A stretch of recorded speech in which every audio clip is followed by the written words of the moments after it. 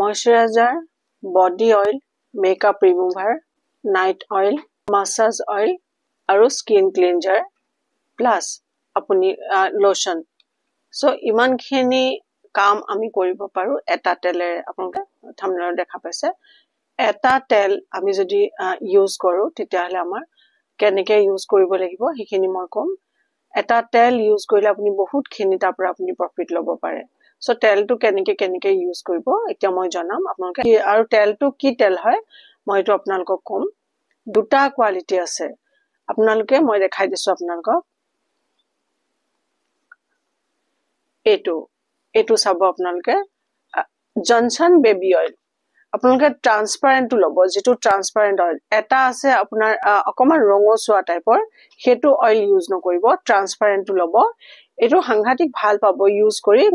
মূৰৰ চুলিৰ পৰা ভৰিলৈকে আপোনালোকে এই বস্তুটো ইউজ কৰিব পাৰে। খুবেই ভাল, সাংঘাতিক ভাল এটা প্ৰডাক্ট আচলতে এইটো। সো কেনেকৈ ইউজ কৰিব মই জনাম আপোনালোকক এতিয়া। এই অইলটো আমাৰ স্কিনখন ভিতৰৰ পৰা ময়শ্চাৰাইজ কৰে।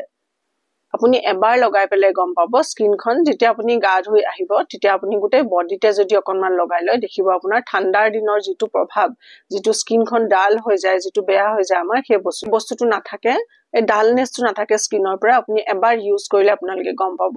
গা ধুই আহি আপোনালোকে লগাই ল'ব পাৰে ওপৰৰ পানীখিনি অকণ গাটো সেমেকা হৈ থাকোতে মুখৰ পৰা আপোনাৰ ভৰিলৈকে আপুনি ইউজ কৰিব পাৰে। এটা প্ৰচেছ কৰিব পাৰে আপোনালোকে গা ধোৱাৰ আগতে মাছাজ কৰি ল'ব পাৰে, গোটেই হোল বডি মাছাজ কৰি পেলাই তাৰপিছত আপোনালোকে গা ধুব পাৰে 1 ঘণ্টামান ৰাখি পেলাই।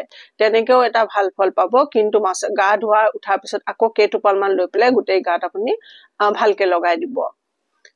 এইটো ভিতৰখন আমাৰ এই প্ৰচেছটো আমাৰ ভিতৰৰ পৰা স্কিনৰ ভিতৰৰ পৰা মানে ময়শ্চাৰাইজ কৰে। জনসন অইলৰ কথা ক'লো, এইটো মই নিজেও বহুত বছৰৰ পৰা ইউজ কৰি আছো আৰু আপোনালোককো কওঁ যে এইটো ইউজ কৰক, খুব এটা ভাল ফল পাব আপোনালোকে। স্কিনখন এইটোৱে খুব কোমল বনায়। বিশেষকৈ আমাৰ ঠাণ্ডাৰ দিনত স্কিনখন ইমান মানে ডেমেজ হৈ যোৱা দেখা যায়। স্কিনখন ধৰি লওক খুব ৰাফ হয়, স্কিনখন ফাটে। তো ঠাণ্ডাৰ দিনত আপোনালোকে এই অইলটো আনি পেলাই ইউজ কৰাটো কৰক। খুব ভাল এটা ফল পাব আপোনালোকে। যিয়ে ইউজ কৰিব স্কিনখন আগতে এইটো দিও আপুনি চাফা কৰি ল'ব পাৰে, অইলটো দি, নহলে বা বেলেগ যিকোনো বস্তু দি আপুনি চাফা কৰি পেলাই স্কিনত আপুনি ইউজ কৰিব। তাৰপিছত আহিলে আমাৰ মেকআপ ৰিমুভাৰ। মেকআপ ৰিমুভ আমি কেনেকৈ কৰিম এইটো দি। এখন কপাহ আপুনি অকণমান তিয়াই ল'ব। লোৱাৰ পিছত তাত কেইটোপালমান অইল দিব, লৈ পেলাই গোটেই স্কিনখনক চাৰ্কুলাৰ মোচনত ঘূৰাই ঘূৰাই চাফা কৰিব। চাফা কৰাৰ পিছত আকৌ ধুই দিব আপুনি ভালকৈ। একদম পাতল কাপোৰ এখন দি পেলাই ভালকৈ চেপি পেলাই তিয়াই ল'ব। তিয়াই পেলাই ভালকৈ চেপি মুখখন ভালকে মুচি দিব। তাৰপিছত কেইটোপালমান আকৌ স্কিনত লগাই ল'ব। এইটো প্ৰচেছত আপোনাৰ স্কিনখন ময়শ্চাৰাইজো হৈ থাকে আৰু খুব ধুনীয়াকে ক্লিন হয়।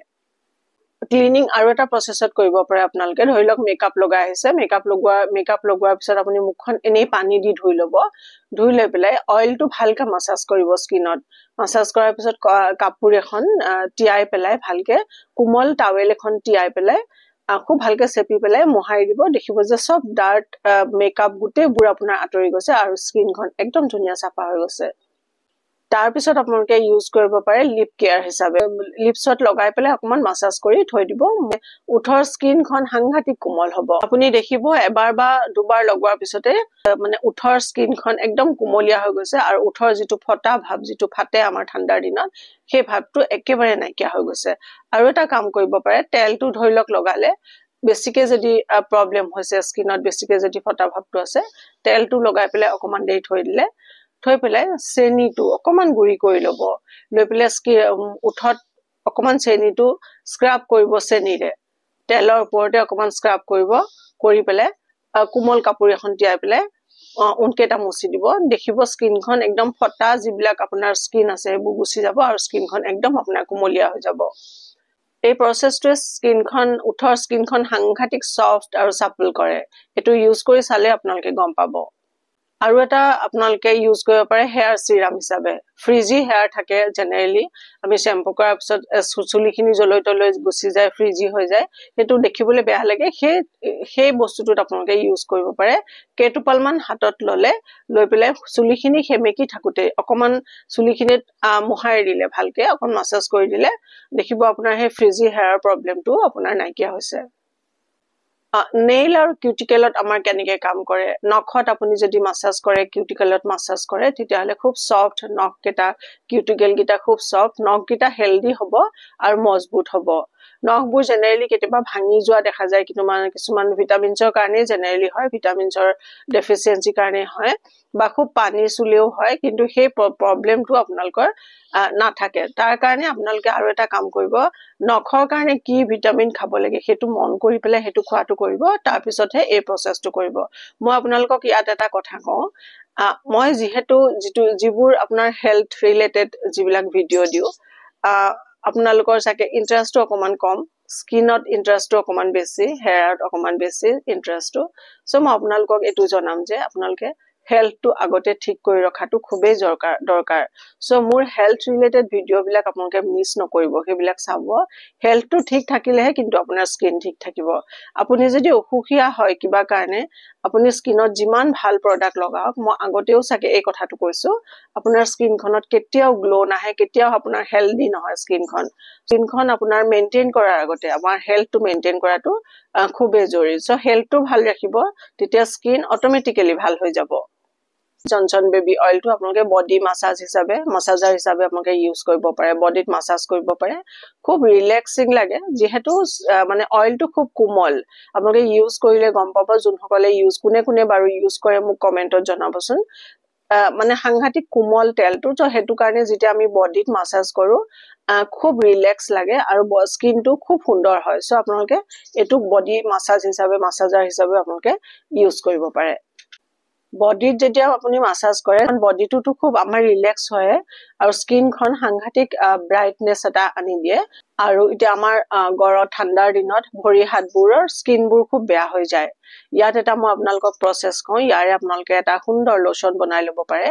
লোশন বিলাক যেতিয়া লগাও তাতে বহুত কিবা কিবি কেমিক্যাল থাকে সো লগোৱাৰ লগে লগে আমি যিবোৰ কিনা লগাও লগোৱাৰ লগে লগে আমাৰ ঠিকই লাগে দেখিবলৈ কিন্তু তাৰ পিছত আপোনাৰ দুদিন যদি বা এদিন যদি আপুনি নলগাই সেই আগৰ প্ৰসেসতে স্কিনখন আহি যায় সো এটো এটা খুব ভাল মই লোশন এটা কওঁ হ্যান্ড এন্ড বডি লোশন হিচাপে আপুনি ইউজ কৰিব পাৰে মানে ভৰিত আৰু হাততো ইউজ কৰিব পাৰে সবতে ইউজ কৰিব পাৰে মই খুব সুন্দৰ এটা লোশনৰ কথা আপোনালোকক কেনেকৈ লোশনটো প্ৰিপেয়াৰ কৰিব মই এতিয়া কৈ দিছো আপোনালোকক proportionবোৰ কৈ দিও সেই হিচাপত কিমান বনায় সেই হিচাপত বনাব সাপোজ 2 টিস্পুন যদি আপুনি মানে অইলটো লয় জনসন বেবি অইলটো 2 টিস্পুন যদি লয় তাতে 1 টিস্পুন লব গ্লিসাৰিন 2 টিস্পুন লব গোলাপ জল আৰু আপোনাৰ ফিটকিৰি লব 3 পিন্স মান আপুনি ফিটকিৰি লব তাতে ভালকৈ চেক কৰিব গুটে বস্তুখিনি সেই বস্তুখিনি আপুনি ইউজ কৰিব পাৰে হাতত ভৰিত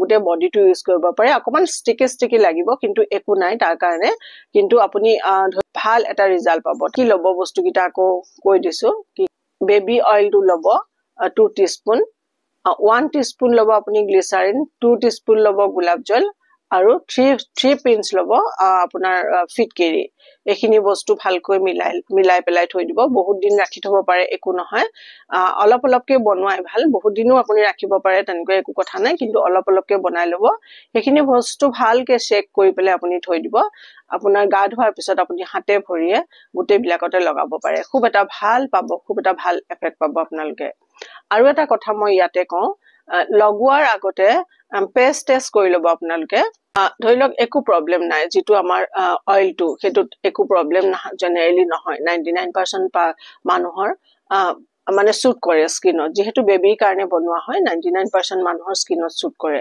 তথাপিও মই কম আপোনালোকক বনোৱাৰ আগতে এটা পেষ্ট টেষ্ট কৰি লোৱাটো ভাল হ'ব আপোনালোকৰ এই পোৰশনটো মানে অকনমান লগাই পেলাই আধা ঘন্টা মান ৰাখি থব তেলটো ৰাখি থোৱাৰ পিছত আপোনালোকে যদি একো প্ৰবলেম নাপায় যদি ইৰিটেটিং বা ইচিং টাইপৰ একো নহয় তেতিয়াহলে আপোনালোকে সুন্দৰকে ইউজ কৰিব পাৰে আৰু ইউজ কৰিবই পাৰে একো নাই তথাপিও মই কৈছো আপোনালোকক এবাৰ টেষ্ট কৰি লোৱাটো ভাল হ'ব সুন্দৰকে এনেকে ইউজ কৰক খুব ভাল পাব ইউজ কৰি আগলেও মই ভিডিঅ'বোৰ চাব আপোনালোকে আৰু চেনেল সাবস্ক্ৰাইব কৰিব নহলে মোৰ আহিবলগীয়া ভিডিঅ'বিলাক আপোনালোকে মিছ কৰি দিব তো চেনেলটো সাবস্ক্ৰাইব কৰিব মই আৰু বহুত বেলেগ ধৰণৰ ভিডিঅ' আপোনালোকৰ ওচৰলৈ আনি আছো